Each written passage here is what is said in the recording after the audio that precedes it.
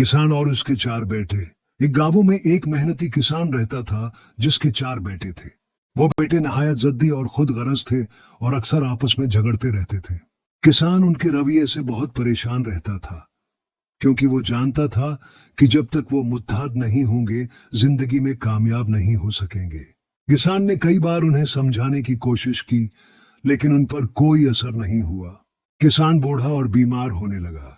उसे एहसास हुआ कि वो ज्यादा दिन जिंदा नहीं रह सकेगा, और अगर उसके बेटे इसी तरह झगड़ते रहे तो उनका मुस्तकबल खतरे में पड़ जाएगा।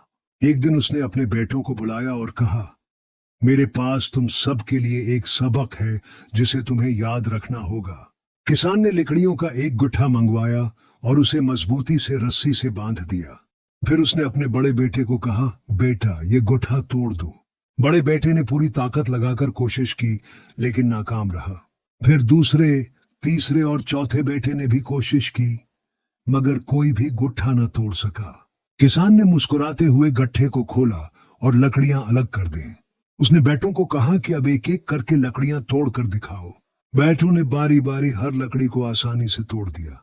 किसान ने बेटों को समझाते हुए कहा, देखा, जब लकड़ियां उकठी थीं तो उन्हें तोड़ना मुमकिन नहीं था, लेकिन जब अलग हो गईं तो उन्हें तोड़ना कितना आसान हो गया।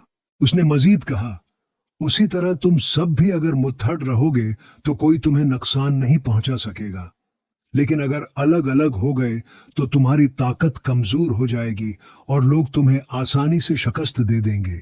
बैठों ने अपने वालिद की बात को गौर से सुना और वादा किया कि वो आइंदा झगड़ा नहीं करेंगे और एक दूसरे का साथ देंगे।